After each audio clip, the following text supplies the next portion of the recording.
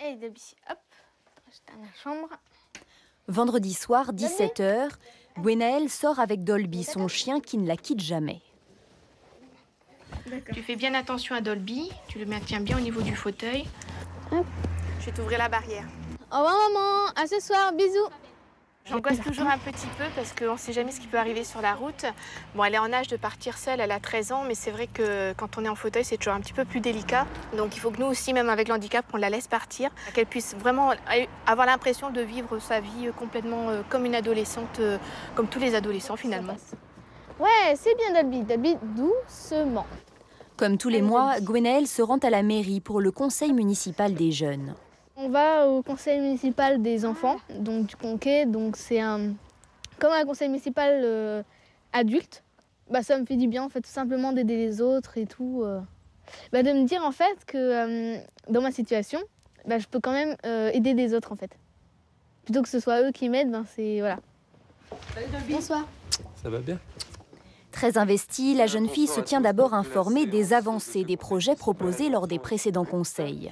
Il y avait des travaux apparemment pour abaisser les trottoirs justement pour les personnes handicapées ou même les poussettes. Est-ce que du coup les travaux ont été faits ou pas? Alors, les travaux sont en cours. D'ailleurs, dans la rue Pasteur, on a été voir, on a fait une commission ce matin. Grâce à cette volonté et à cette bonne humeur, Gwenaëlle a été élue au conseil avec 41 voix sur 91. Même si on n'était pas vraiment dans la même école, tu nous as rejoints facilement. Tu as été élue dans les premières. C'était un élément dynamique dans ce conseil. Tu n'étais pas trop connu dans le Conquet, mais tu as fait un score quand même. Tout le monde t'a vite accepté. Ouais. Surtout le chien a bien plu aussi. Dolby était un compagnon fidèle.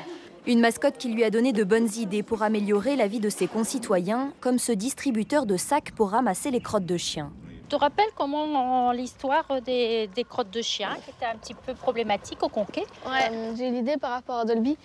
À chaque fois en fait, que je sortais, la plupart du temps, j'oubliais en fait, de prendre des sacs. J'étais un peu embêtée parce qu'il n'y en avait pas non plus sur l'extérieur. Le problème est résolu avec les petits sacs. Et malgré sa grande fatigabilité, Gwenaëlle n'hésite pas à rallonger ses journées pour participer à la vie de sa commune. Elle brave le vent, le froid et les allées chaotiques pour finalement donner de la voix devant un large public. Raviver la flamme, c'est un acte de foi dans l'avenir de notre pays.